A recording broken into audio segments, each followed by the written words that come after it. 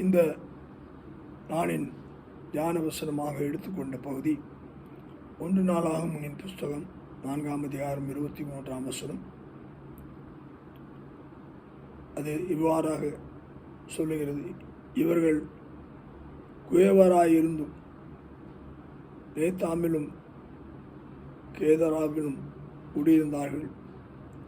ராஜாவின் வேலையை விசாரிக்கிறதுக்கு அங்கே வாசம் பண்ணினார்கள். இதற்கு தலைப்பு நான் கொடுக்க வேண்டுமென்றால், பி எ பாட்டர் ஒர்க்கர். குயவன் செய்யும் வேலைக்காரனாய் நீ இரு. இங்கே சொல்லப்படுகிற ஒரு காரியம் என்ன என்றால், யூதாவின் குமாரர் அங்கே ஒரு சந்ததியாக இருக்கிறார்கள். அங்கே யோயாக்கீமும் கோசாப்பின் மனுஷரும் அங்கே மோவாப்பேரை ஆண்ட காலங்கள். அந்த நாட்களிலே அங்கே ஒரு மக்களை ஆண்டவர் தெரிந்து கொண்டு யூதாவிலே அவர்கள் குயவர்களாய் நேத்தோமிலும் கேதாராவிலும் குடியிருக்கிறார்கள்.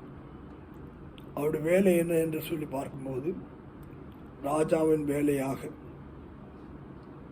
அவர்கள் விசாரிக்கிறதற்கு அவர்கள் வாசமாய் இருந்தார்கள் அந்த இடத்தில். இன்றைக்கு நாம் தேவனுடைய கரத்திலே இருக்கும்போது, தேவனுடைய பிள்ளைகளாக